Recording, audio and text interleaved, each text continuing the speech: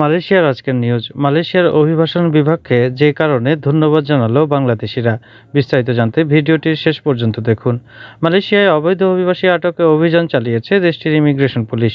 স্থানীয় সময় শুক্রবার 5ই জানুয়ারি তেরেঙ্গানু রাজ্যের Kuala Terengganu city council bus terminal এলাকায় চালানো ওই অভিযানে বাংলাদেশি সহ অন্তত 220 জন বিদেশি নাগরিককে আটক করা হয়েছে।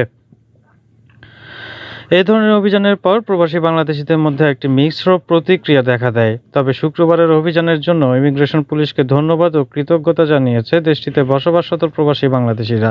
কিন্তু হঠাৎ কেন ইমিগ্রেশন পুলিশকে ধন্যবাদ, তার কারণ জানালেন পুলিশের হাতে আটক অন্যতম বাংলাদেশি মোস্তফা। 30 বছর বয়সী এই বাংলাদেশি জানান, তার মতো অনেকেরই ভিসা বা ওয়ার্ক পারমিটের মেয়াদ প্রায় শেষের দিকে। পুলিশ তাদেরকে আটক করায় তাদের বৈধ হওয়ার একটা সুযোগ তৈরি হয়েছে। বিষয়টি ইমিগ্রেশন পুলিশকেও বলেছেন মোস্তফা। আটক অভিযানের জন্য কৃতজ্ঞতা জানিয়ে ইমিগ্রেশন বিভাগের উদ্দেশ্যে মোস্তফা বলেছেন, আমাদের ট্রাভেল ডকুমেন্ট ও ওয়ার্ক পারমিটের মেয়াদ আগামী মার্চে শেষ হতে যাচ্ছে। আমরা চাই এই আটক অভিযানের মাধ্যমে আমাদের নিয়োগকর্তাদের তলব করে ইমিগ্রেশন বিভাগ আমাদের ওয়ার্ক পারমিট নবায়ন করার সুযোগ করে দিবেন।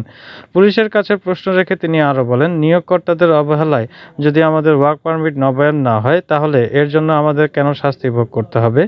এদিকে তেলেঙ্গানা স্টেট ইমিগ্রেশন ডিপার্টমেন্টের পরিচালক আজহার আব্দুল হামিদ বলেছেন, প্রথমে 220 জন বিদেশি নাগরিককে আটক করা হলেও পরে 190 জনকে বৈধ ট্রাভেল ডকুমেন্ট ও ওয়ার্ক পারমিট থাকার কারণে ছেড়ে দেওয়া হয়েছে।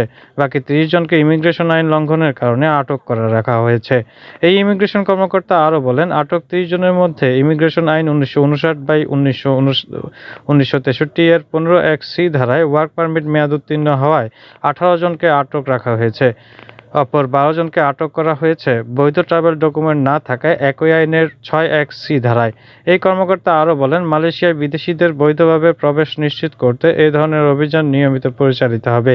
তবে যেসব নিয়োগকর্তা তাদের শ্রমিকদের ওয়ার্ক পারমিট নবায়নে ব্যর্থ হবেন সেসব নিয়োগকর্তার বিরুদ্ধে আইনগত ব্যবস্থা নেওয়া হবে বলেও জানান তিনি।